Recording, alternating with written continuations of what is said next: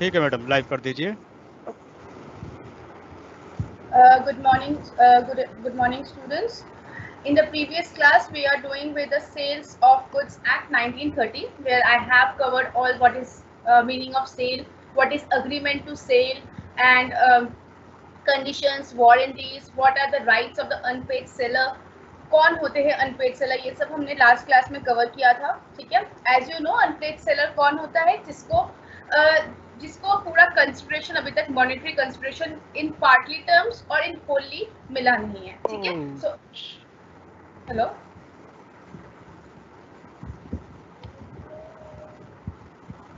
या so this is an unpaid seller. ठीक है, सो फीचर्स भी हमने डिस्कस किया था in our previous class. We were doing with the rights of unpaid seller, where we have I have discussed with this flow chart with you। हर एक unpaid seller के दो rights होते हैं, rights against goods and rights against buyers personally। ठीक है, so जो rights against goods है, we have already discussed, it is known as real remedies, जो कि further divided into where the property in goods has passed and where the property in goods has not been passed। ठीक है, so इसमें हमारा property पास होता है, then the unpaid seller has three rights with them, that is right of lienen, which comes under section 47 to 49, right of stoppage of goods in transit, and right of resale, which comes under section 54। Just a recap, ये सब हमने discuss कर लिया था। But right of lining क्या होता है कि अगर अभी तक आपके जो अनपेड सेलर के पास अभी भी पोजीशन है, ठीक है, सेल हो गया है, सेल मतलब ओनरशिप ऑफ गुड्स हो चुका है, transfer of ownership of goods, but position इस अभी तक हुआ नहीं है पोजीशन, तब जो अनपेड सेलर है उनके पास वो राइट है कि वो उस चीज को अभी भी पोजेस कर सके। सो that is right of lining. इसके बाद आता है right of stoppage of goods in transit. अगर वो गुड्स सेलर से बायर तक पहुंचाने के लिए एक डिलीवरी इंटरमीडिएट के थ्रू हम पहुंचा रहे हैं, एक कैरियर के थ्रू पहुंचा रहे हैं, तो उस टाइम हमारे पास एज अ अनपेड सेलर ये राइट है कि हम उस डिलीवरी कैरियर को बोले कि अभी आप सेंड मत कीजिए, डिलीवरी मत स्टार्ट कीजिए to the buyer. This is about right of stoppage of goods in transit. Next is right of resale. Right of resale मतलब अगर आपका जो गुड्स है वो पेरिशेबल नेचर का है, ठीक है, या फिर आपने पहले ही बायर के साथ अग्री कर लिया था कि आफ्टर आपने 30 डेज का आपको टाइम दिया जा रहा है, अगर उसके बाद आपने पे नहीं किया full amount, then I have the right to resale to another party. ये फर्स्ट कंडीशन आपका ये फुलफिल हुआ हो, आपने ये कंडीशन किया हो, और सेकेंडली ये हो सकता है कि आपका जो गुड्स है वो पेरिशेबल नेचर का है, जैसे मिल्क हो गया, फ्रूट्स हो गए, वेजिटेबल्स हो गए, जो कि विद इन 7 डेज में ही कंज्यूम कर सकते हैं, अदरवाइज वो खराब हो जाएगा। ठीक है, फॉर एग्जाम्पल एक बायर है, वो सेलर के पास आया to take 100 quintals of potatoes. ठीक है, अब पोटैटो का एक पेरिशेबल नेचर है, कुछ हफ्ते बाद वो खराब हो जाएंगे। उतने टाइम तक अगर बायर ने सेलर को वो पे नहीं किया अमाउंट, तो seller has the right to resale that price to another person. ठीक है, why we are considering resale, क्योंकि पहले ही सेल हो चुका था, पहले ही बायर और सेलर के बीच में बात हो गई थी, ट्रांसफर ऑफ ओनरशिप हो गया था, लेकिन अभी भी अमाउंट फुल्ली या पार्शियली या फिर होली नहीं, अमाउंट मॉनेटरी कंसिडरेशन बायर तक सेलर तक पहुंचा था। That is why it is the unpaid seller, and उसके ये 3 राइट्स है when good is under when the goods the rights against the goods. ठीक है, जिसको हम रियल रेमेडीज कहते हैं। और एक चीज है the right of with holding the delivery of goods. आप विथ होल्ड कर सकते हैं, आप अभी अपनी जो आपकी गुड्स है, आप क्योंकि आप अनपेड सेलर है, आप अपने गुड्स का जो पोजीशन है वो आप बायर तक नहीं दे रहे हैं। ठीक है, so you have that right of holding the delivery of goods if the buyer has not paid the money fully और पार्शियल। ठीक है, so this is the recap of the previous class related to the rights against the goods of a unpaid seller। ठीक है, आज हम पढ़ेंगे what rights against the buyer personally, which is a personal remedies। ठीक है, ये जो आपका क्वेश्चन है, this is very important, this topic is very important as per your exam। ठीक है, so just concentrate on this। ठीक है, rights against the buyer personally को हम क्या कहते हैं, पर्सनल रेमेडीज कहते हैं। ठीक है, इसके अंडर 4 राइट्स आते हैं, 4 rights of unpaid seller against the buyer personally. ठीक है, क्या क्या? First is suit for the price. Suit मतलब आपको पता है the unpaid seller can court में एक केस फाइल कर सकते हैं. ठीक है, उसके बाद आता है suit for damages for non acceptance, suit for repudiation of contract and suit for interest, that is comes under section 61. ठीक है, so what are all these we will discuss here. ये सब हमने लास्ट क्लास में discuss कर लिया था. अब हम आते हैं what we have to discuss in today's class.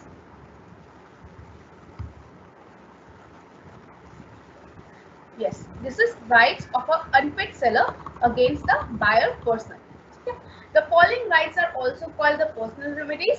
मैंने पहले कहा इसको personal remedies कहते हैं, और जो कि the rights of an unpaid seller against the goods है, जो कि right of lining, right of goods in transit and right of resale है, उसको हम कहते हैं real remedies. ठीक है, so these personal remedies are available to the unpaid seller over and above the already discussed rights against the goods called real remedies. Okay, so पहला right क्या है? Against the buyer of an unpaid seller, suit for price, which comes under section 55.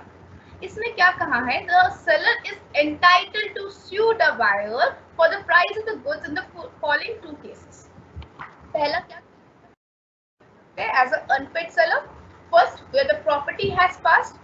Property has passed मतलब risk has been passed. ठीक है, when we are talking in terms of Sales of Goods Act, we always considered as property transfer means risk transfer. ठीक है, जहां पर risk transfer हो गया है वहां पर under a contract of sale the property of goods has passed to the buyer and the buyer wrongfully neglects or refuses to pay the goods. risk transfer हो गया है, क्यों? क्योंकि आपका ownership transfer हो गया है. तो इस केस में जब डिलीवरी हो रहा है तब अगर जो सेलर है उन्होंने बोला, सॉरी नॉट सेलर, बायर ने बोला कि I refuses to pay for the goods, or he wrongfully neglects for the goods, which comes under section 55 of the subsection 1, then the unpaid seller has right to file a suit for the price. Okay, next case is where the property has not passed, मतलब where the risk of the property, risk of that goods has not passed. वहां पर भी similar ही thing है. वहां पर भी अगर buyer ने wrongfully neglect किया या he refuses or she refuses to pay for the goods, then also the buyer, the unpaid seller has right to file a suit for the prices. Where under contract of sale the price is payable on a certain date irrespective of the delivery, the buyer wrongfully neglects or refuses to pay such price. It may be noted that the seller may exercise such right even if the property has not passed and the goods have not been appropriated to the contract. अभी तक goods भी transfer नहीं हुए हैं, ना ही आपकी जो risk है वो भी transfer हुए हैं, लेकिन आपका Sales of Goods Act हो गया, मतलब आपकी जो ownership है वो transfer हो गई है. In that case, if the buyer wrongfully neglects or refuses to pay for such prices, then the seller has right to file a suit for price. ठीक है, जो भी उसमें अमाउंट लगा है वो अमाउंट के लिए वो सूट कर सकता है. फॉर एग्जाम्पल, आपने आप एक बायर है, मैं एक सेलर हूँ. ठीक है, आपने मुझसे कार खरीदा. ठीक है, सारे डॉक्यूमेंट्स बन गए हैं. अब आप बोल रहे हैं जब मैं डिलीवरी करने जा रही हूँ, आपने कुछ अमाउंट पे किया. फॉर एग्जाम्पल आपने 10,000 पे किया, अभी भी 40,000 रुपीज अभी आपको देना है. ठीक है, अब आपने कहा कि जब डिलीवरी होगा तब आप देंगे. अब आपने क्या किया? डिलीवरी लेते वक्त आपने रिफ्यूज कर दिया कि आई विल नॉट पे. ठीक है, ये एक पहला केस है. दूसरा केस ये है, आपने प्रॉपर्टी ले लिया, मुझसे मेरी कार ले ली, 10,000 रुपीज भी दिया, आपने कहा 40,000 रुपीज आपको मैं इस डेट पर दूंगा, लेकिन उस डेट पर आपने नहीं दिया. So in that case also I as a unpaid seller can suit a file for price. ठीक है, next damages for non acceptance. This comes under section 56. ठीक है, suit for damages for non acceptance मतलब क्या है कि आपने delivery करवा दी. ठीक है, आप बायर और सेलर के बीच में ये कॉन्ट्रैक्ट ऑफ सेल बना कि आप ये गुड्स मुझे इस डेट पर डिलीवरी करवाएंगे. ठीक है, अब जब डिलीवरी करवाई, ठीक है, कुछ अमाउंट दिया था और बाकी अमाउंट डिलीवरी के टाइम पे देने के लिए उन्होंने बात की थी। जब डिलीवरी करवाने गए तब क्या हुआ कि डैमेजेस हो गए, ठीक है, मतलब उन्होंने एक्सेप्ट नहीं किया। अब एक्सेप्ट नहीं किया, फिर वो सामान वापस आया। उस बीच में अगर कोई डैमेज होता है गुड्स को, ठीक है, so now as an unpaid seller I have the right to suit against the buyer for the damages for non acceptance, ठीक है, where the buyer wrongfully neglects or refuses to accept and pay for the goods, the seller may sue him for the damages for non acceptance. Seller will be entitled to claim quantum of damages as per the provision contained under section 73 of Indian Contract Act 1872. अब ये claim quantum of damages क्या है, which we will discuss here. Quantum of damages ये है discussed under Indian Contract Act section 73. जब आप quantum of ये आप जब क्वांटम ऑफ डैमेजेस को आप लिखेंगे, ठीक है, तो आपको दो चीज लिखना पड़ेगा। Where there is a ready market for the goods, मतलब जो गुड्स में आपका और बायर का एक आप एज अ सेलर और मैं एज अ बायर, हम दोनों के बीच में एक अग्रीमेंट हुआ है for selling of a particular goods, ठीक है, वो गुड्स मार्केट में रेडिली अवेलेबल है, ठीक है। फॉर एग्जाम्पल कुछ भी पेरिशेबल गुड्स हो गया, आपके कंज्यूमेबल गुड्स हो गए, आपके कार्स हो गए, बाइक्स हो गए, कुछ भी ऐसे इलेक्ट्रॉनिक आइटम्स हो गए जो कि मार्केट में इजीली अवेलेबल है, ठीक है। वैसे किसी चीज का डैमेज होता है तो the buyer is entitled to claim damages not buyer, the seller is entitled to claim damages equal to the differences between the contract price and the market price on the date of breach. जिस दिन वो breach होता है, ठीक है, जिस दिन वो ब्रीच होता है उस दिन आपका जो सामान है, ठीक है, जिस गुड्स में आपके बीच में कॉन्ट्रैक्ट हुआ है, उस कॉन्ट्रैक्ट प्राइस का और मार्केट प्राइस का जो डिफरेंस होगा, वो डिफरेंस आप क्लेम कर सकते हैं एज अ अनपेड सेलर, ठीक है। सिमिलरली ये राइट्स बायर के पास भी होता है, लेकिन ये बायर वाला राइट्स आपके सिलेबस में नहीं है, so we will not discuss about that. We are discussing the quantum of damages that the unpaid seller is can claim to the court while filing a suit against the buyer, ठीक है, ये पढ़ रहे हैं। तो इसमें आपको ये पॉइंट्स लिखना है कि this quantum of damages comes under section 73 of Indian contract act. और ये क्वांटम ऑफ डैमेज कौन से दो तरीके से होगा, एक first where there is a ready market for the goods, जहां पर गुड्स इजीली अवेलेबल है, वो सिमिलर गुड्स जिसमें हमने ट्रांजैक्शन किया है, वहां पर फॉर एग्जांपल के थ्रू समझते हैं। मैं एक सेलर हूँ, आप एक बायर है, आप मुझसे कार खरीद रहे हैं, ठीक है, at the time of delivery और उससे पहले आपने मना कर दिया कि मैं पेमेंट नहीं करूँगा, ठीक है। तो वो कार मेरे आपके पास गई, फिर वापस आई, ठीक है। तो वो जो डैमेज हुआ, ठीक है, क्या पता उसमें कुछ कार में टिंट आ गया, उसके ग्लास पेन टूट गया, कुछ भी हो सकता है, ठीक है। अगर वो डैमेजेस हुए तो हम उस डैमेजेस को कैसे कैलकुलेट करके कैसे मेजर करेंगे, that is quantum of damages.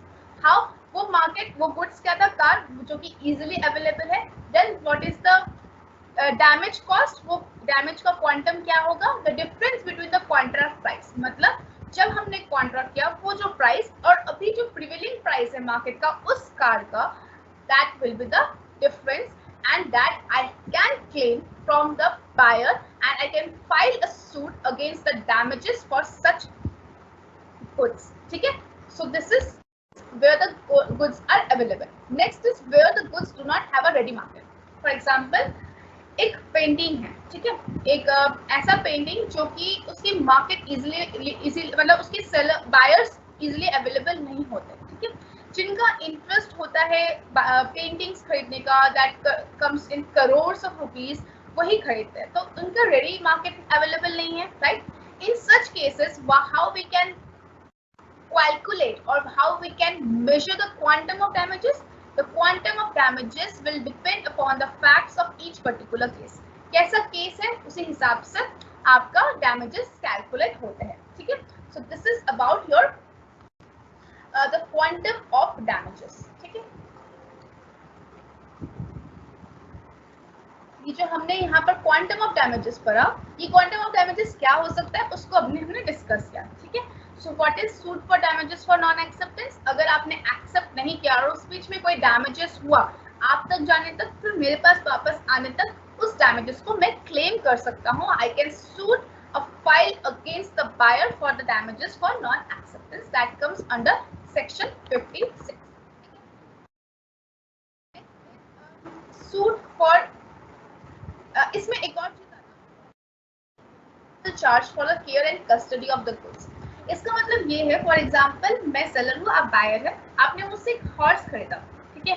अब आपने कहा आफ्टर 15 डेज आप ये हॉर्स को डिलीवर कीजिए। अब इस 15 डेज में वो हॉर्स ने कुछ खाना खाया होगा, उसका कुछ मेडिकल एक्सपेंसेस लगा होगा, उसके नहाने धोने का कुछ खर्चा पड़ा होगा, ठीक है। सो वो सारे जो अमाउंट है, वो सारे जो एक्सपेंसेस है, वो एक्सपेंसेस को भी किसको बियर करना पड़ेगा? बायर को बियर करना पड़ेगा। एज अ सेलर मैं भी उसका पे कर रही हूँ, लेकिन जैसे ही कॉन्ट्रैक्ट ऑफ सेल हो जाता है, ठीक है, अब उन्होंने कहा 15 दिन बाद डिलीवर करने के लिए, लेकिन 15 दिन पहले ही कॉन्ट्रैक्ट ऑफ सेल हो चुका है, ट्रांसफर ऑफ ओनरशिप हो चुका है, देन उस 15 दिन का जो एक्सपेंसेस है उसको केयर एंड कस्टडी करने का उस गुड्स का, that also have to bear by the buyer. अगर बायर ने बियर नहीं किया तो as a seller, as a unpaid seller, I can suit a file against the buyer for the damages और for this reasonable charge of care and custody of the goods, ठीक है। ये point भी आपका उस वाले सेक्शन में आता है। अब आते हैं हम नेक्स्ट सेक्शन में, that is suit for damages for repudiation of the contract, ठीक है। Where the buyer repudiates the contract before the date of delivery, known as anticipatory breach of a contract as per section 39 of Indian Contract Act, the seller may, अब repudiation क्या होता है? Repudiation is refuse to accept, ठीक है। We have discussed when we are doing the Indian Contract Act 1872. Repudiation means refuse to accept under section 60। अगर जो buyer है वो ही refuse to accept the contract before the delivery date of delivery, known as anticipatory breach of contract, then आप क्या कर सकते हैं? डिलीवरी की डेट से पहले ही उन्होंने मना कर दिया, ठीक है, तो आपने सोचा कि ये एंटीसिपेटरी ब्रीच है, अभी ये एक्चुअल ब्रीच नहीं है, एंटीसिपेटरी ब्रीच है, तो आप क्या कर सकते हैं? आप अभी तक आप डेट ऑफ डिलीवरी तक का वेट कर सकते हैं, ठीक है, या फिर आप उस कॉन्ट्रैक्ट को रिसेंड कर सकते हैं, ठीक है, and sue the buyer for the anticipatory breach of contract। Example, ये कार का ही एग्जांपल लेते हैं। आप बायर हैं, मैं सेलर हूँ, आपने मुझसे कार खरीदा, ठीक है, आपने कहा कि डिलीवरी मुझे कीजिए आप अक्टूबर 1 को, ठीक है, आज हो रहा है हमारा जून 16। अब अक्टूबर से पहले सितंबर 15 को ही जो बायर है उसने मना कर दिया, he refuses to accept the contract before the date of delivery, ठीक है। अब मेरे पास एज अ सेलर, मेरे पास एन अनपेड सेलर, क्योंकि अभी तक पूरा अमाउंट नहीं मुझे मिला है उस कार का, एज अ अनपेड सेलर मेरे पास दो ऑप्शन है। पहला, मैं 1 अक्टूबर तक वेट कर सकती हूँ, क्योंकि अभी तक उन्होंने एंटीसिपेटरी ब्रीच है, that is not actual breach, अभी तक वो डेट ऑफ डिलीवरी का टाइम आया नहीं है, before the date of delivery उन्होंने मना किया है, he refuse to accept the contract, that is repudiates. So अब मैं ये कर सकती हूँ कि मैं 1 अक्टूबर तक वेट करूँ, या फिर मेरे पास दूसरा ऑप्शन है कि मैं इस कॉन्ट्रैक्ट को रिसेंड करूँ, मतलब रिवोक करूँ, दैट इज मैं इसको वैलिड ना मानूं, और मैं बायर को स्यू करूं कि उन्होंने एंटीसिपेटरी ब्रीच ऑफ कॉन्ट्रैक्ट किया है, ठीक है। So these are the two ways where we can file a suit for damages for repudiation, that is refuse to accept of the contract, और इंटरेस्ट और special damages, that is section 61, ठीक है। Under section 61, where in contract of sale, the seller tenders deliver of goods to the buyers and the buyer wrongfully refuses to accept and pay the price from them, the seller may be either claim reasonable interest or claim damages, ठीक है। इसमें क्या है कि अगर seller ने offer किया deliver करने के लिए, ठीक है, किसको? बायर को, और बायर ने क्या किया?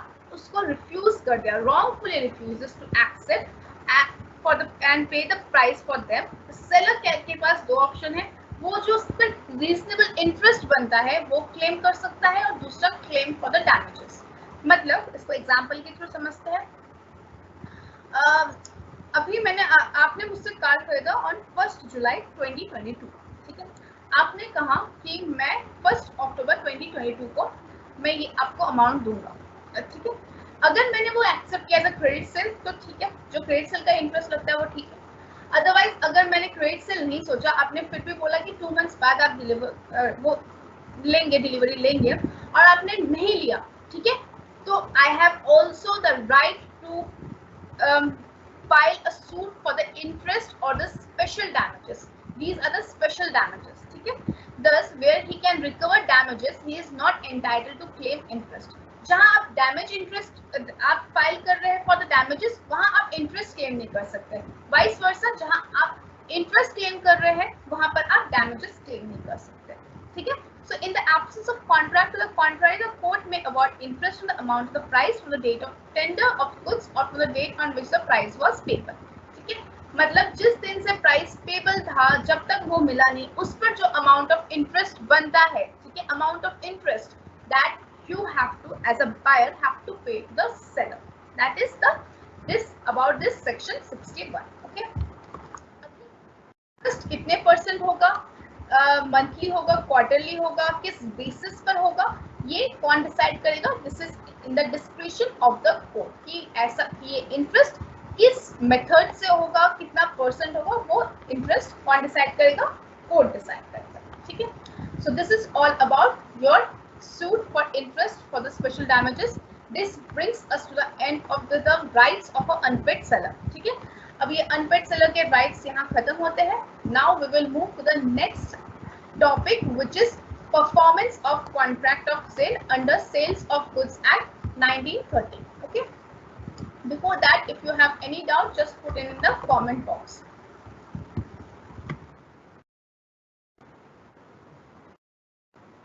Let me check.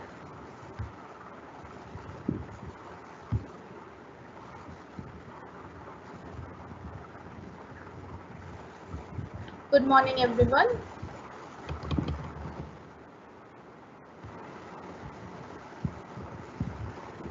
Thank you for giving the Google Drive link. मैंने वो पब्लिश कर दिया है। जिसके पास नहीं है, एक्सेस कर लीजिए, नोट्स वहीं पर ही सब मिलेंगे, ठीक है। Yes, after the class, I will share the current PDF also. बस सही से आ रही होगी शिवानी, मैंने अभी माइक्रोफोन मेरे मुंह के सामने रख लिया एकदम। मुझे राइटर का नाम हिंदी बुक्स के एज सच मुझे याद नहीं है, ठीक है। आप मुझे एक बार मेल कर दीजिएगा नरगिस, मैं आपको ऑथर बता दूंगी, ठीक है। हिंदी मीडियम में बुक्स अवेलेबल है, बिजनेस लॉ के है, ऐसे नहीं है, ये न्यू सब्जेक्ट नहीं है, बहुत पुराना सब्जेक्ट है, बहुत सालों से चल रहा है, तो हिंदी मीडियम में बुक्स तो अवेलेबल है। आप एक बार ऑनलाइन चेक कर लीजिए या पीडीएफ ऑनलाइन देख लीजिए, वहां से परचेज कर लीजिए। यस, ऑफलाइन क्लासेस भी होंगी। चैप्टर्स सारे आ रहे, जो टॉपिक्स मैं नहीं कवर करवा रही हूँ उसका मतलब वो सिलेबस में नहीं है, ठीक है। अगर ये अनपेड सेलर के राइट्स ही कवर करवाए है, बायर के नहीं करवाए, तो बायर के राइट्स आपके सिलेबस में नहीं है। जो जो सिलेबस में है, I am covering all that points, ठीक है। बस उस हिसाब से आप पढ़ाई कीजिए, ठीक है। नहीं हुआ है एज सच।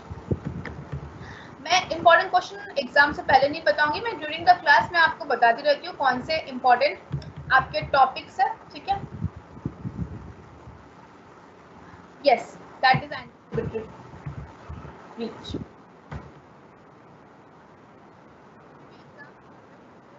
तक एग्जाम्स है,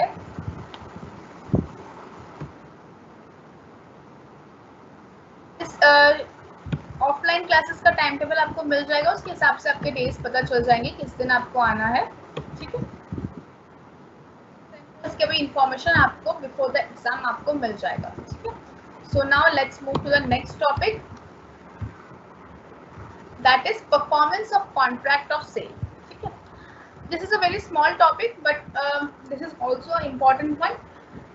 Performance of contract of sale means the delivery of goods by the seller and acceptance of the delivery of goods and payment of for the same by the buyer. Performance of contract of sale का क्या मतलब है? इसका मतलब ये है कि जो एज अ सेलर मैं आपको गुड्स डिलीवर कर रही हूँ और एज अ बायर आप गुड्स को एक्सेप्ट कर रहे हैं और आप पेमेंट भी कर रहे हैं as a buyer to the seller. These all three concepts comes under the performance of contract of sale. क्या क्या? मैं एज अ सेलर आपको गुड्स डिलीवर कर रही हूँ, आप एज अ बायर गुड्स को एक्सेप्ट कर रहे हैं और साथ ही साथ आप पेमेंट भी कर रहे हैं to the seller as a buyer. Okay. According to section 31, it is the duty of the seller to deliver the goods and of the buyer to accept and pay for them in accordance with the terms of the contract of sale. Contract of sale में जैसा लिखा होगा कि कैसा place होना चाहिए, किस place पर डिलीवर होगा, किस टाइम पर डिलीवर होगा, किस मैनर से डिलीवरी ऑफ गुड्स होगा, आप किस मोड से एक्सेप्ट करेंगे, आप कहाँ पर एक्सेप्ट करेंगे, पेमेंट किस बेसिस पर होगा, कितने अमाउंट का पेमेंट होगा, कब कब होगा, ये सब अगर कॉन्ट्रैक्ट ऑफ सेल में लिखा है तो वेल एंड गुड. अगर नहीं लिखा है, अगर it is silent and do not contain anything regarding these matters in contract of sale, then the rules laid down in the Sales of Goods Act shall be applied. अभी जो मैं आपको rules बताऊंगी वो रूल्स अप्लाई होंगे कब होंगे? अगर बायर और सेलर के बीच में कोई भी contract of sale related to the time, place of manner and delivery of goods, acceptance of delivery, payment of price, इसके बारे में कोई भी चर्चा नहीं हुई है, कोई भी रिटन एग्रीमेंट, ओरल एग्रीमेंट नहीं हुआ है, कोई बातचीत नहीं हुई है कहाँ पर किस टाइम पर किस जगह पर डिलीवरी होगा, कौन से सामान की डिलीवरी होगा, किस मोड ऑफ पेमेंट से डिलीवरी होगा, क्या पेमेंट का प्राइस होगा, ये अगर नहीं है तो फिर कौन से रूल्स अप्लाई होंगे? Rules laid down by sales of goods act, जो कि मैं अभी आपको पढ़ाऊंगी. ठीक है. Meaning and modes of delivery, तीन टाइप के डिलीवरी होते हैं. Actual delivery, your next is symbolic delivery and constructive delivery, which is also known as delivery by atonement. ठीक है. क्या होता है एक्चुअल डिलीवरी? जहां पर सेलर ने बायर को सामान दे दिया, बायर ने सामान एक्सेप्ट कर लिया और आपको अमाउंट भी पे कर दिया. सो that is the actual delivery where the goods are physically handed over by the seller or his authorized agent to the buyer or his authorized agent. The delivery of goods is said to be actual. हमने contract of agency पढ़ा था, उसमें हमने पढ़ा था कि who is authorised agent. ठीक है. तो सिमिलरली एक्चुअल डिलीवरी में क्या होता है? अगर मैंने बायर को सामान पहुंचा दिया, गुड्स पहुंचा दिया, ठीक है, उसको एक्चुअल डिलीवरी कहेंगे. या फिर मेरे एजेंट मतलब सेलर के एजेंट ने बायर को पहुंचा दिया तो भी एक्चुअल डिलीवरी है. अगर मैंने बायर के एजेंट को पहुंचा दिया सामान तो भी वो एक्चुअल डिलीवरी है. और अगर मेरे ऑथराइज्ड एजेंट ने, सेलर के ऑथराइज्ड एजेंट ने बायर के ऑथराइज्ड एजेंट को गुड्स डिलीवर कर दिया, that is also actual delivery. Next is symbolic delivery. Symbolic delivery मतलब where the goods are not physically handed over to the buyer but the means of obtaining the possession of goods is delivered to the buyer. The delivery of goods is said to be symbolic. ठीक है. For example एक ware house है, ठीक है, ware house की keys मैंने आपको दे दी, so that is also a symbolic delivery. हमारे बीच में सेल ऑफ गुड्स हुआ related to the warehouse और the goods in the warehouse. तो मैंने गुड्स आपको warehouse की कीज दे दी है तो वो गुड्स आपके हो गए. so that is symbolic delivery. ठीक है. एक्चुअली फिजिकली मैंने आपको हैंडेड ओवर ना करके वहाँ की कीज आपको दे दी है कि अंदर जो भी सामान है वो आपके हैं. so that is also symbolic delivery. ठीक है. Example, handing over the keys of the godown or documents of title of the goods, example bill of lading or railway receipt, these are of the symbolic delivery. ठीक है. Symbolic delivery is as effective as actual delivery even though there is no change in position of goods. Position of goods में कोई changes नहीं आ रहा, जो सामान वहीं पर ही रह जा रहा है, कोई यहाँ से वहाँ सामान एक्सचेंज नहीं हो रहा है, but still it is as effective as actual delivery. ठीक है. Next is third is the constructive delivery और द डिलीवरी बाय अटॉर्नमेंट. ठीक है. कभी कभार ये जो छोटे छोटे टर्म्स है ना, ये साइड में 2 मार्क्स या 3 मार्क्स क्वेश्चंस में आ जाता है. ठीक है. So what is constructive delivery or delivery by atonement? Where a person in possession of goods, the seller, मतलब किसके पास वो goods होते हैं? The seller. He acknowledged to the buyer that he holds the goods on his behalf. Delivery by atonement or constructive delivery takes place.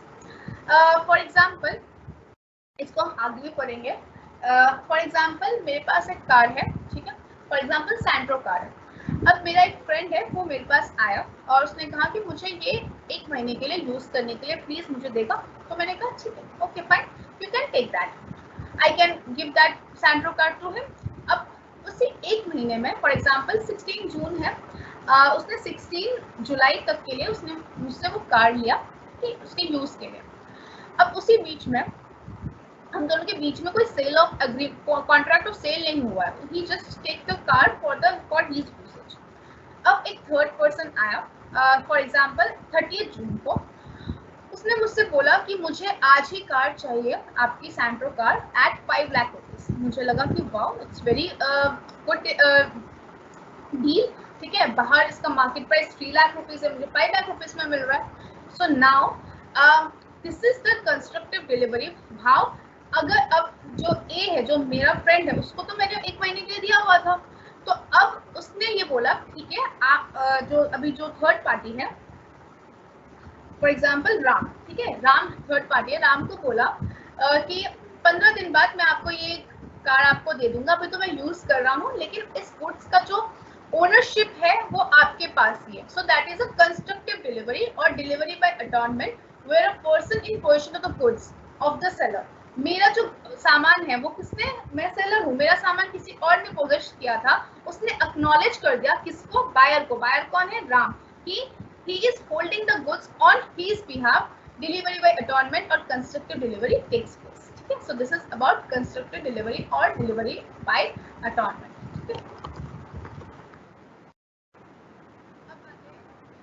relating to the delivery of goods, first rule है under section 32, that is delivery and payment are concurrent conditions unless otherwise agreed, delivery of goods and payment of price are concurrent conditions। concurrent conditions मतलब बहुत important conditions जो कि साथ ही साथ चलते हैं। अगर आप goods को deliver कर रहे हैं तो आपको price भी मिलेगा, ठीक है। unless otherwise agreed की पहले से agreement है कि ये credit sale है या ये आपको 1 month का मोहलत मिल रहा है, अगर ये unless and until otherwise agreed upon पहले से agree नहीं किया गया है, तो यही माना जाता है कि गुड्स की डिलीवरी के साथ साथ पेमेंट ऑफ प्राइस भी आएगा। सो these two are concurrent conditions, ठीक है। Is that clear? In other words, the seller shall be ready and willing to give the portion of goods to the buyer in exchange for the price, and buyer shall be ready and willing to pay the price in exchange for portion of the goods, ठीक है, समझ में आ गया। जहां पर cash cell हो रहा है वहां पर दोनों पार्टीज को साइमल्टेनियसली अपने जो ड्यूटीज है, अपने जो ऑब्लिगेशंस है, उसको फुलफिल करना पड़ेगा। क्या ऑब्लिगेशंस है, क्या ड्यूटीज है, ये ड्यूटीज है, ये ऑब्लिगेशन है कि मैं एज अ सेलर आपको गुड्स डिलीवर जैसे ही करूंगी, आप एज अ बायर मुझे आप जो अमाउंट है, जो अग्रीड अमाउंट है, वो आप मुझे पे करेंगे। So these two are concurrent conditions. Next is delivery actual, symbolic और constructive. We have discussed क्या होता है actual delivery, क्या होता है symbolic delivery and क्या होता है constructive delivery. किसी भी तरह का डिलीवरी हो, whether it is a actual delivery, symbolic delivery or constructive delivery, it must have effect of putting the goods in possession of the buyer and his authorized agent. आप किसी भी तरीके से वो एक्चुअल हो, सिंबॉलिक हो या कंस्ट्रक्टिव हो, अल्टीमेटली उसका पोजीशन किसके पास जाएगा, और बायर के पास या फिर ऑथराइज्ड एजेंट के पास। So this is under section 33, delivery may be actual, symbolic और कंस्ट्रक्टिव, ठीक है। Next is effect of part delivery, section 34। Effect of part delivery का क्या मतलब है, अनलेस अदरवाइज स्टेटेड, ठीक है। इसको हम एग्जांपल के थ्रू समझते हैं। मैं सेलर हूँ, आप बायर हो, ठीक है। आप मेरे पास आए, आपने कहा मुझे 1000 क्विंटल गेहूं चाहिए, ठीक है। अब हमारा कोई अग्रीमेंट नहीं हुआ था कि मैं आपको पार्टली दूं या होली दूं, ठीक है। पूरा डिलीवरी एक साथ करूँ 1000 क्विंटल ऑफ फीड, या फिर मैं आपको पार्ट्स में दूं, ठीक है। अगर ऐसा कुछ नहीं हुआ और मैंने आपको पार्ट डिलीवरी कर दिया, ठीक है, तो ये आप पर है, आप उसको एक्सेप्ट कर सकते हैं एज अ बायर या नहीं कर सकते हैं। लेकिन अगर हमारे में पहले से ही डिसाइडेड था कि मैं पहले आपको इस डेट पर 500 क्विंटल दूंगी, फिर दूसरे डेट पे 500 क्विंटल और दूंगी, देन इट इज वैलिड। ठीक है, सो where the part delivery is made in progress of the delivery of the whole, then it is treated as delivery of the whole and the property in whole of goods passed to the buyer। जहां पर पहले से decided था कि part में देंगे तो उसको हम होल प्रॉपर्टी होल रिस्क को ही देना मानेंगे, इसको ऐसे ही ट्रीट करेंगे। और where the part delivery is made with the intention of separating it from the whole, जहां पर पहले से डिसाइड था कि हाफ हाफ ही देंगे, that it is not treated as delivery of the whole and the property in portion of the goods only passes to the buyer which has been delivered। जहां पर part delivery करने का intention था, ठीक है, जहां पर सेपरेट किया जा सकता है, वहां पर हम पूरी डिलीवरी को हम पार्ट डिलीवरी को होल ट्रीटेड नहीं कर सकते हैं। ठीक है, एक केस लॉ है, that is by Hammond versus Anderson in 1850। A sold certain goods to B and instructed the wharfinger to deliver the goods to B who has paid the price for them। wharfinger कौन होते हैं, मैंने बताया था, वो work around the सी। ठीक है, वो wharfingers होते हैं। ए ने कुछ सामान बी को सेल किया और ए ने wharfinger को बोला कि वो सामान बी तक पहुंचा देने के लिए, जो कि बी ने प्राइस ऑलरेडी पे कर दिया है। B thereafter weighted all the goods, accepted them and took away a part of them। B ने क्या किया, सब कुछ वे किया, देखा कि सब सही है, उसने एक्सेप्ट किया सारे गुड्स को, लेकिन वो बस कुछ सामान अपने साथ लेकर चला गया। ठीक है, बाकी पूरा सामान लेकर नहीं गया। इस केस में ये माना जाएगा कि delivery of parts of goods amounted to the delivery of the whole and the property in whole of the goods pass to the buyer. इस केस में यही माना जाएगा जो प्रॉपर्टी है, जो रिस्क है पूरे सामान का, वो पास हो चुका है बायर को। क्यों, बायर ने सारा सामान एक्सेप्ट कर लिया था, लेकिन लेकर गया बस कुछ ही पार्ट उसमें से, फिर भी यहाँ पर यही माना जाएगा कि whole goods has pass to the buyer. लेकिन यहीं पर अगर पहले से डिसाइडेड था कि 50% अभी लेकर जाएगा, 50% बाद में लेकर जाएगा बायर, तो उस टाइम पर जितना परसेंट वो लेकर गया है उतने परसेंट का ही property property in that percent of part of goods has to pass to the buyer। ठीक है, is that understandable? ठीक है, apply for delivery। अब आप मेरे पास आए कार खरीदने के लिए, आप बायर हैं, मैं सेलर। अब आपने खरीद लिया कार, सैंट्रो कार खरीदा फॉर एग्जांपल, आपने अमाउंट पे कर दिया। जब तक आप नहीं बोलेंगे कि डिलीवर करना है, तो I am not bound to deliver the goods. ठीक है, जब तक आप अप्लाई नहीं करेंगे for the delivery, the seller is not bound to deliver the goods. This is said in the this buyer to apply for delivery under section 39। ठीक है, if the buyer fails to apply, he cannot sue the seller for the non delivery of the goods। अगर आपने delivery करने के लिए बताया ही नहीं, बोला ही नहीं कहाँ पर डिलीवरी करना है, डिलीवरी करना भी है या नहीं, तो आप मुझे स्यू कर नहीं सकते कि मैंने आपको गुड्स डिलीवर नहीं किया, इवन आफ्टर आपने सारा पैसा मुझे दे दिया। ठीक है, so it is the duty, it is the duty of the buyer to apply for delivery. ठीक है, place of delivery, this is another thing. अगर आपका जो प्लेस आपने डिसाइडेड नहीं किया है कि किस जगह पर आपका जो आपने जो सामान खरीदा वो डिलीवर करना है, तो फिर क्या क्या रूल्स होता है। The place of delivery may be specified in the contract of sale and where it is specified the goods must be delivered at such place during the business hours on a working day. जहां पर decided है कि for example आपको ये goods Kidwai नगर में, दिल्ली के किडवाई नगर में आपको ये पहुंचाना है। ठीक है, बायर ने अप्लाई किया, उसके बाद सेलर को बोला place of delivery is this. So now it is the duty of the seller to give that or deliver that goods to the Kidwai Nagar in Delhi during the business hours of a working day। ठीक है, so this is if it is specified in the contract। लेकिन जहां पर contract में specified नहीं है कि place of delivery क्या होगा, तब वहां पर रूल्स होते हैं according to section 36 of subsection 1। कौन से रूल्स, अगर सेल हुआ, ठीक है, तो प्लेस ऑफ डिलीवरी कौन सा होगा, जहां पर सेल हुआ है at the time of sale, वही प्लेस ऑफ सेल है। अगर डिलीवरी ऑफ सेल है, अगर मैंने फॉर एग्जांपल चांदनी चौक में बैठकर अगर मैंने आपके साथ कॉन्ट्रैक्ट ऑफ सेल किया, तो वही दैट इज, अगर वो कॉन्ट्रैक्ट में नहीं है कि ये जो लहंगा ये मैं कहाँ डिलीवर करूंगा, सो वहीं पर that is the place of delivery. So in case of sale, the goods sold are to be delivered at the place where they are at the time of sale. जहां पर वो सामान है अभी मेरे गोडाउन में है, तो that is the place of sale. ठीक है. अगर agreement to sale हो रहा है तब भी जहां पर वो सामान है, the goods are to be delivered at the place where they are at the time of agreement to sale. जहां पर agreement of sale हुआ है वहीं पर ही वो goods की डिलीवरी मानी जाएगी. ठीक है. अगर आप फ्यूचर गुड्स में फ्यूचर गुड्स में डील कर रहे हैं, फ्यूचर गुड्स क्या होता है जो आपको मैं ऑलरेडी डिस्कस कर चुकी हूँ. फ्यूचर गुड्स जो कि अभी तक एग्जिस्ट नहीं करता है, जैसे मैं एक फार्मर हूँ, आपने मुझे कहा कि अगर आपके खेत में 1000 क्विंटल व्हीट हुए तो आप मुझे डिलीवर करेंगे. ठीक है. सो अगर फ्यूचर गुड्स में आपका और मेरा कॉन्ट्रैक्ट ऑफ सेल हो रहा है, then the goods are to be delivered at the place where they are manufactured or produced.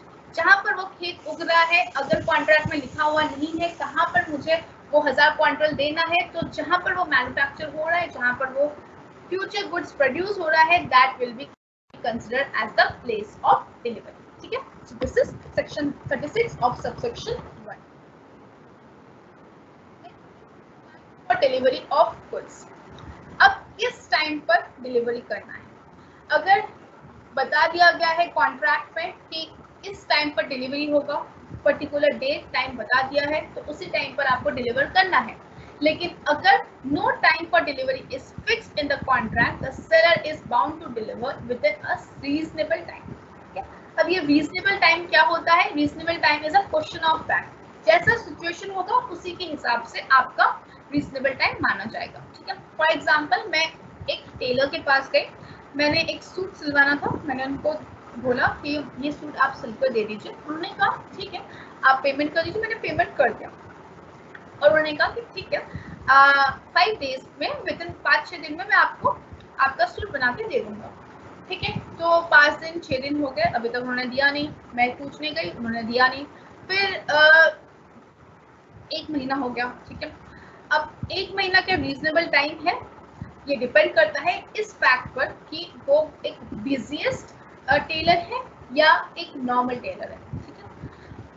लेकिन अगर वो 6 मंथ तक भी मुझे वो सूट सिलकर नहीं दे रहा है, so that is not a reasonable time. कितना भी बड़ा टेलर हो, 6 मंथ तक तो वो दे ही देगा.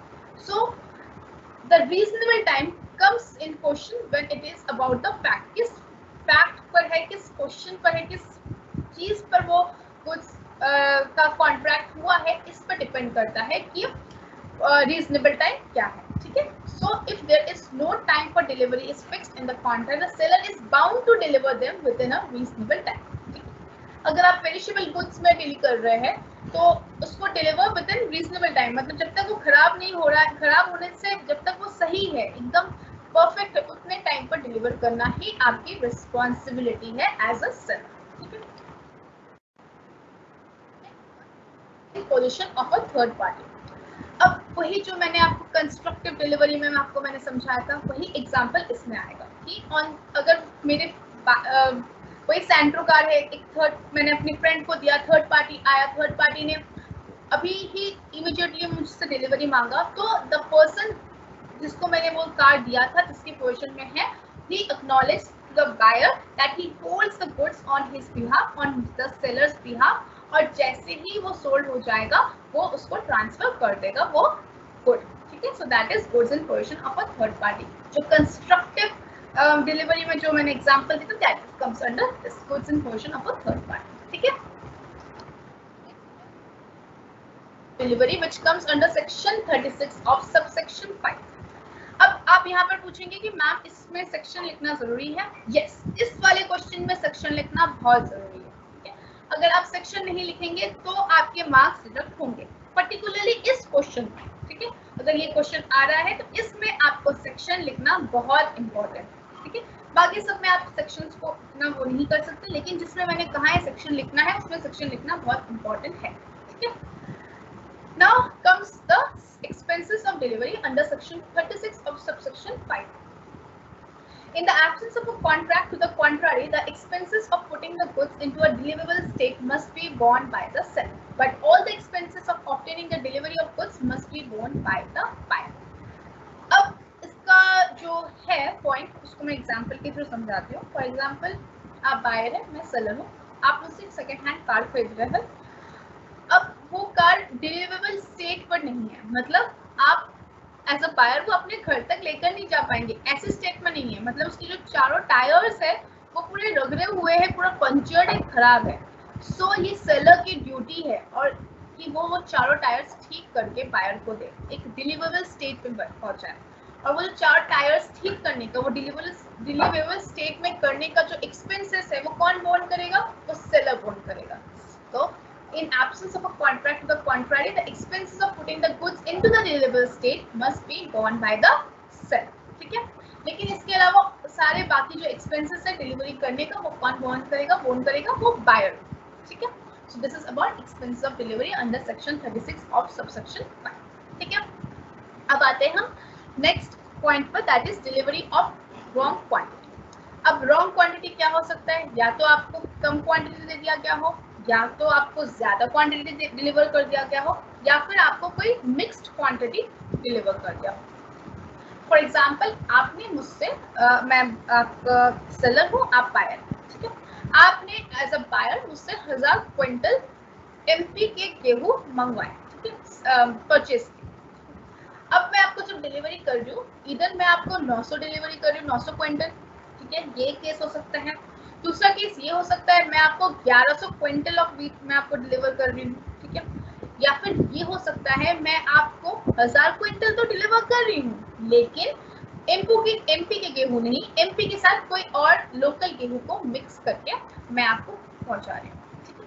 सो इन तीनों केस में क्या होगा?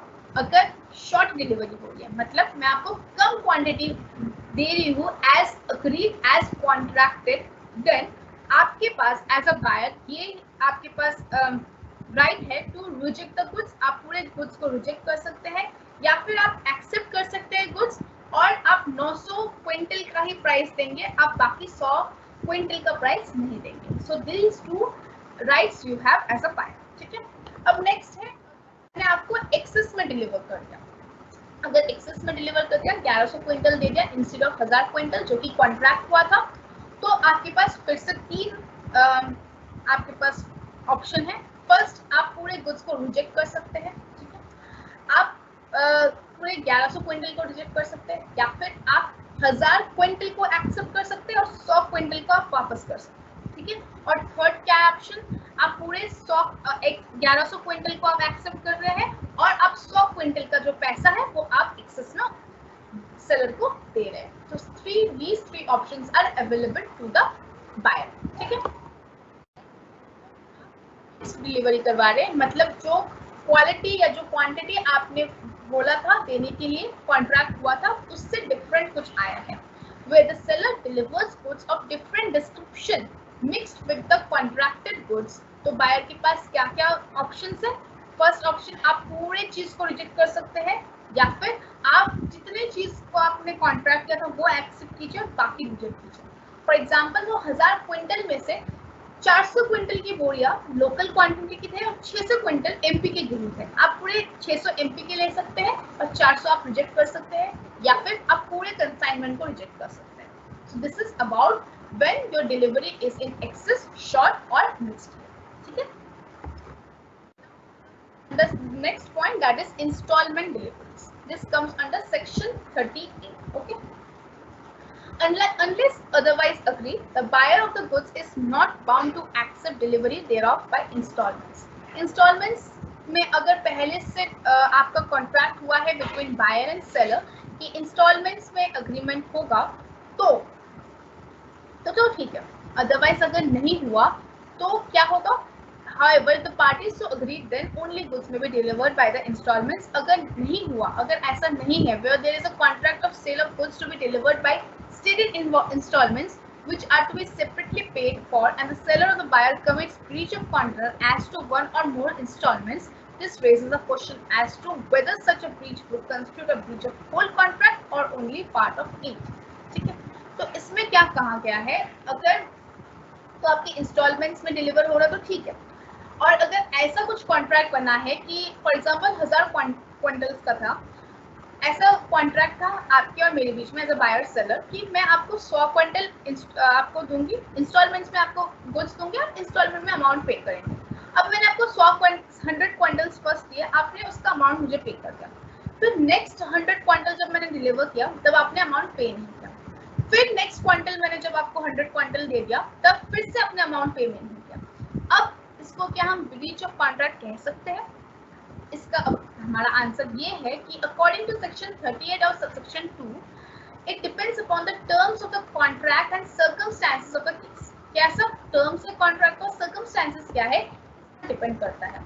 अगर कॉन्ट्रैक्ट में कुछ लिखा हुआ नहीं है तो दो चीजें इसमें कंसिडर किया जाएगा। तो quantitative ratio which the breach bears to the contract as to whole, कितना परसेंट अभी भी बचा है डिलीवर करने के लिए और कितना अमाउंट उसने ऑलरेडी पे किया है उसका रेशियो देखेंगे। या फिर हम ये देख सकते हैं कि क्या प्रोबेबिलिटी है कि ये ब्रीच ना करे, उसको देखकर हम बाकी गुड्स को डिलीवर करवा सकते हैं। So these are the options at the seller. ठीक है, लेते हैं Maple Flock Company Limited versus Universal Furniture Products Limited 1934। A contracted to supply to B 10 terms of blocks by 20 installments.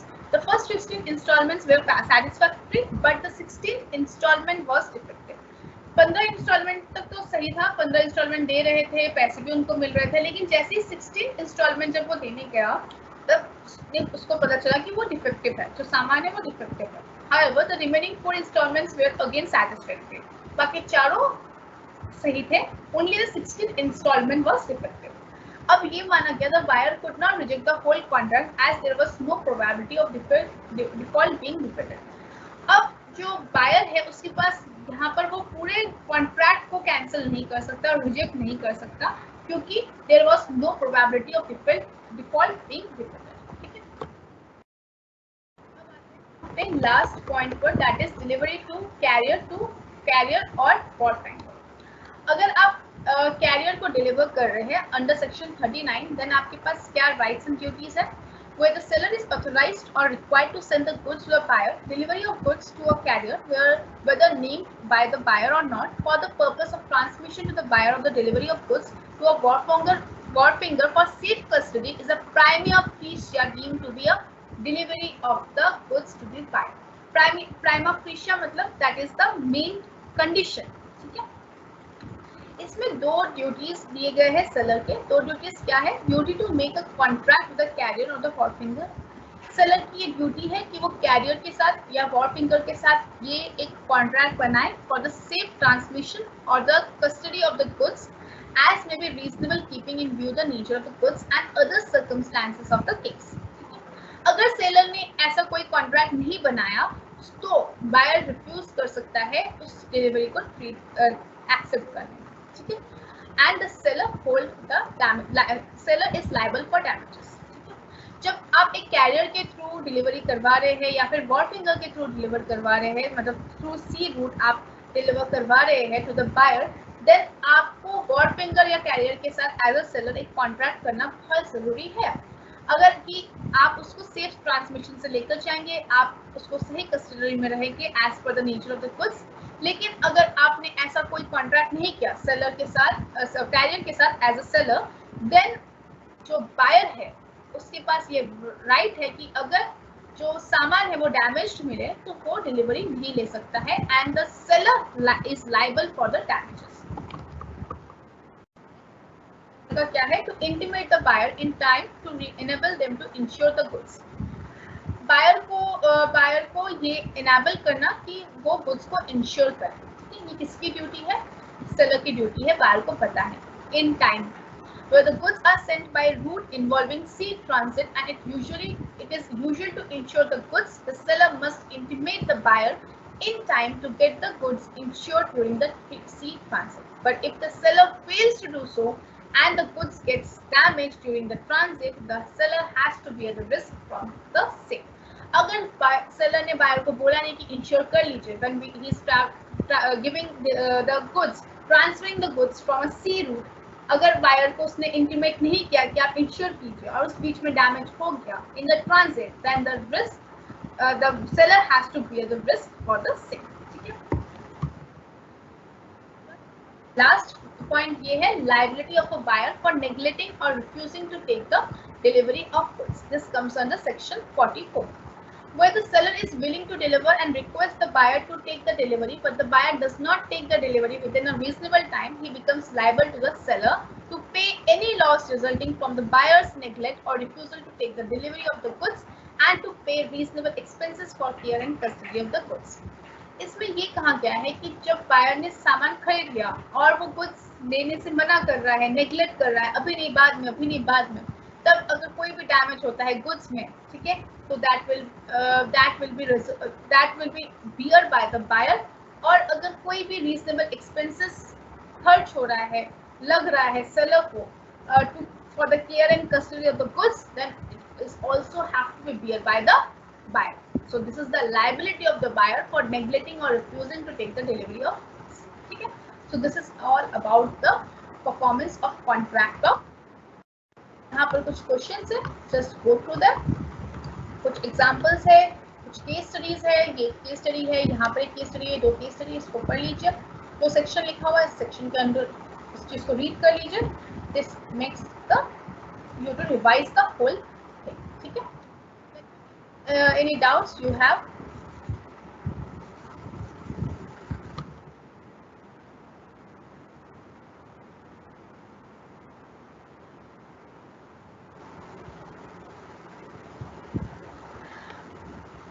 Gungun, जब मैंने सेल्स ऑफ गुड्स एक्ट पढ़ाया था तभी मैंने बोला था सेल्स ऑफ गुड्स एक्ट का मतलब ही होता है transfer of ownership. There is a difference between transfer of ownership and transfer of possession. Possession seller के पास हो सकता है even after the sales of goods, लेकिन जैसे ही सेल होता है गुड्स का, immediately it has transfer of ownership. ठीक है, so you have to understand the difference between transfer of ownership and transfer of possession. Okay, is that clear Gungun?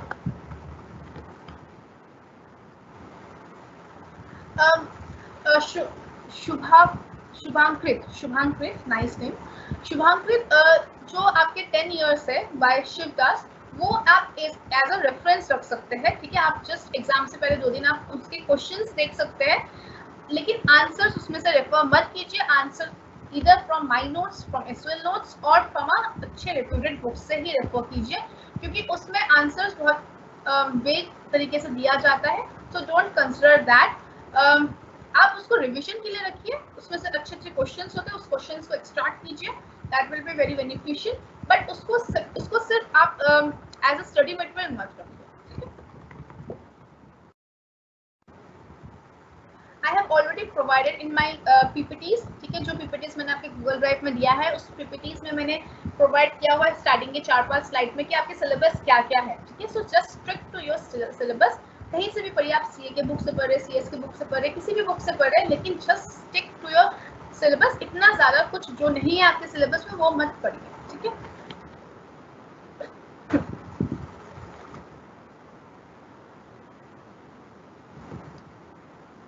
तो have to do this. आप लोग second semester में आगे हैं, इतने बड़े हो गए, आप क्लास स्कूल में नहीं पढ़ते कि I have to write the topics, कौन से एग्जाम में नहीं है। ठीक है, जो जो आपके सिलेबस में वो सब आपके टॉपिक्स में है। So this is have to be done by your side. Syllabus क्या है वो मैंने आपको बता दिया, आपके एसएल की वेबसाइट में भी अवेलेबल है। सो आप उसमें से चेक कीजिए, जो नहीं है तो ऑब्वियसली आपको वो नहीं पढ़ना है। That is very simple. Yes, I will give you previous year question paper. ठीक है, 15 मेरे सारे क्लासेस कंप्लीट हो जाएंगे, उसी के बाद मैं गूगल ड्राइव में सबमिट दे दूंगी। ठीक है,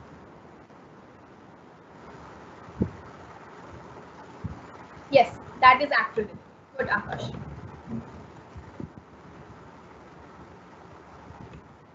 मटेरियल में भी है, दिस इज लॉ। ये लॉ हर जगह पर ही अवेलेबल होगा। ठीक है, सेम ही है लॉ, क्योंकि दिस इज सेक्शंस, ये कोई थ्योरेटिकल नहीं है, दिस इज अ लॉ। सो ये हर स्टडी मटेरियल में ही अवेलेबल होगा, लेकिन way of writing, way of understanding is different. मैं थोड़े सिंपल वे में लिख रही हूँ, सिंपल वे में आपको समझा रही हूँ। मतलब द फर्स्ट जो आपके इंडियन कॉन्ट्रैक्ट एक्ट था, वो सारे मैंने स्लाइड्स बना के आपको प्रोवाइड किए थे, क्योंकि बुकिश लैंग्वेज थोड़ा डिफिकल्ट था इसीलिए। बाकी जो आपको मैंने पीडीएफ से पढ़ा रही हूँ उसमें बुकिश लैंग्वेज बहुत इजी है, दैट्स व्हाई। उसके साथ साथ जहाँ पर एग्जांपल की जरूरत है मैं एग्जांपल पुट कर रही हूँ। You have to write down in your notes copy. जब आप रिकॉर्डिंग्स पे से सुन रहे हैं तब आप वो नोट्स कॉपी में आप एग्जांपल्स लिखते रहिए।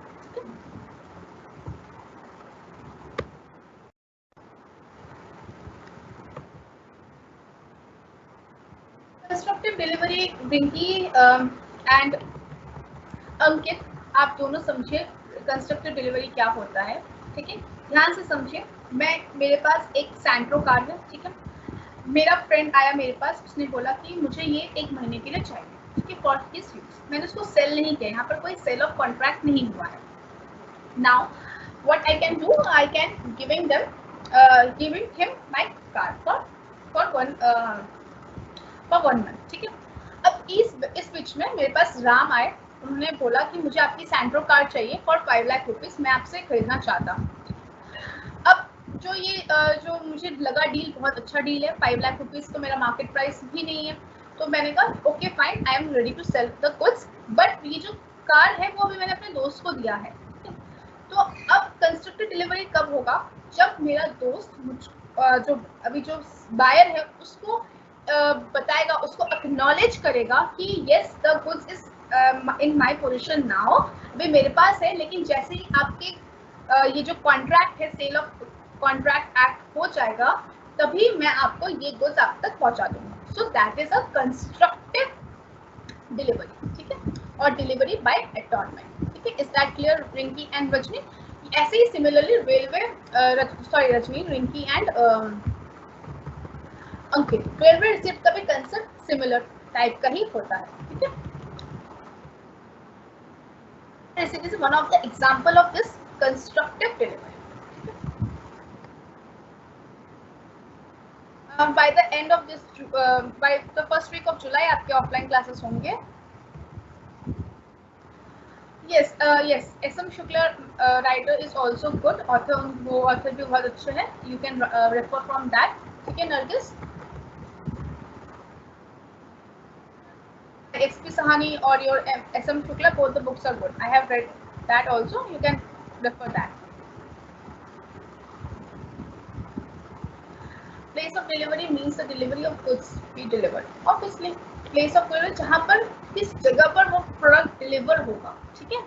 फॉर एग्जाम्पल कार, अब आपने मेरे शोरूम में आकर खरीदा, ठीक है, अगर कॉन्ट्रैक्ट में सेलर बायर के बीच में ये डिसाइड हुआ है कि ये कार मैं आपके प्लेस पर, आप जहाँ रहते हैं, फॉर एग्जाम्पल आप साउथ एक्स में रहते हैं, तो साउथ एक्स में आपको डिलीवर कराऊंगा, सो that is a place of delivery, ठीक है आकाश?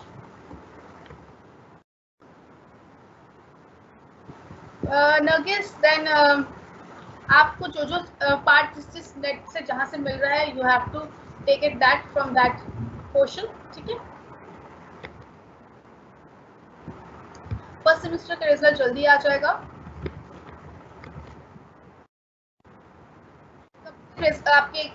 आपके जो फाइनल डेट शीट्स है, जो भी सब चीजें आपको नोटिफाई कर दिया जाएगा, ठीक है। Now it's your duty to start studying, ठीक है। नहीं, कोई प्रोजेक्ट आपको नहीं बनाना पड़ेगा। वेलकम आकाश। मैंने स्टार्टिंग में रिवाइज करवा दिया था अनपेड सेलर क्या होता है, अनपेड सेलर के क्या क्या राइट्स थे, मोस्ट ऑफ द क्लास में यही पढ़ाया गया था मैंने, ठीक है। जो कि एक कैरियर की तरह यूज किया जाता है, जिसका एक जैसे आपने देखा होगा, जब हम जहाँ शिप्स होते हैं वहाँ पर एक वुडन प्लेस होता है, वुडन जहाँ पर शिप्स रहते हैं, ठीक है, तो उसके जो मालिक होते हैं उसको वॉर फिंगर कहते हैं। वही जो आपके गुड्स इन ट्रांजिट होते हैं, सी के थ्रू जो गुड्स पहुँचाते हैं, वही रिस्पॉन्सिबल होते हैं, ठीक है। ये is act as a carrier for transferring of your goods from one person to another person, ठीक है। इतने सिंपल वे में आपको वॉर फिंगर का समझना है। ऑल दिस 12 पॉइंट्स, ठीक है। अगर ये 15 मार्क्स क्वेश्चन आ रहा है तो एटलीस्ट 10 पॉइंट्स आपको लिखना ही लिखना है, ठीक है। All the units have been available in my Google drive, ठीक है। Just see my recordings after the class, जहाँ से आपने ज्वाइन किया है वहीं पर आप क्लिक करेंगे तो फिर से आप रिकॉर्डिंग सुन पाएंगे। मैंने 2-3 बार कंस्ट्रक्टिव डिलीवरी आपको समझा दिया है, आप फिर से सुनेंगे समझेंगे तो आपको समझ में आएगा। फिर भी आपको डाउट्स हो रहा है किसी पर्टिकुलर पॉइंट में, then just message me through Teams app और through email, okay. Offline classes कब होंगी, कैसे होंगी, यूनिट ओवर हो चुका है, बस एक टॉपिक बचता है इसमें, ट्रांसफर ऑफ प्रॉपर्टी, ठीक है, which is a very small topic. ये मैं आपके गूगल ड्राइव में डाल दूंगी because we don't have much time. In the next class I will start with the unit 4, ठीक है। यूनिट 4 में आपके LLP है, ठीक है, दैट इज वेरी इंपॉर्टेंट। उसमें वो एक पूरा 20 मार्क्स का क्वेश्चन आता है, ठीक है। सो दैट इज वाई वो मैं कवर पहले कराऊंगी। एक छोटा सा टॉपिक है, अगर आप टाइम मिलता है इन द ऑनलाइन क्लासेस मैं कवर करवा दूंगी इन द लास्ट क्लास। और आप एक बार रीड कीजिए, यहाँ से आपको जिस पॉइंट को आपको समझ में नहीं आता इन ट्रांसफर ऑफ प्रॉपर्टी, ठीक है, वो वाला पार्ट आप मुझसे पूछ लीजिए, ठीक है। So another thing is that कि हमारे पास और रिमेनिंग ऑनलाइन क्लासेस में 4 क्लासेस बचे हुए हैं, ठीक है। We will meet in the Monday and Thursday, then Monday and Thursday. So उस 4 क्लासेस में 2 क्लासेस में मैं LLP पढ़ाऊंगी और 2 क्लासेस में IT एक्ट पढ़ाऊंगी, ठीक है। सो अगर IT एक्ट हमारा 1.5 क्लास में कंप्लीट हो गया तो this transfer of property will be covered in that class. Otherwise जिस दिन हम ऑफलाइन मीट करेंगे, ठीक है, तब मैं आपको ये ट्रांसफर ऑफ प्रॉपर्टी पढ़ा दूँगी, ओके। स्टिल मैं ये जो नोट्स है ये पूरा PDF मैं आपके गूगल ड्राइव में पोस्ट कर दूंगी। बहुत इजी है, ऑलरेडी मैं जो सेल्स ऑफ गुड्स एक्ट पढ़ा चुकी हूँ आपको, वही सेम चीजें हैं, certain goods, future goods, specific goods, ये सब मैं आपको पढ़ा चुकी हूँ। यू शायद आपको याद होगा, ठीक है। सिमिलर चीजें हैं, केस स्टडीज के थ्रू बहुत इजीली दिया गया है, जस्ट गो थ्रू वंस। फिर भी आपको अगर डाउट होगा तो आप मुझसे पूछ सकते हैं, ठीक है। This brings us to the end of this unit, unit 3, that is sales of goods act. Now in the next class we will cover our unit 4 and unit 5, okay. So anything else? Okay Ishita, good, recording से आप देख लेना। That's all for today, ठीक है। I will post all the study material in the Google Drive, और अगर कोई भी doubt हो you can mail me. That's all for today. Thank you and have a nice day. Okay.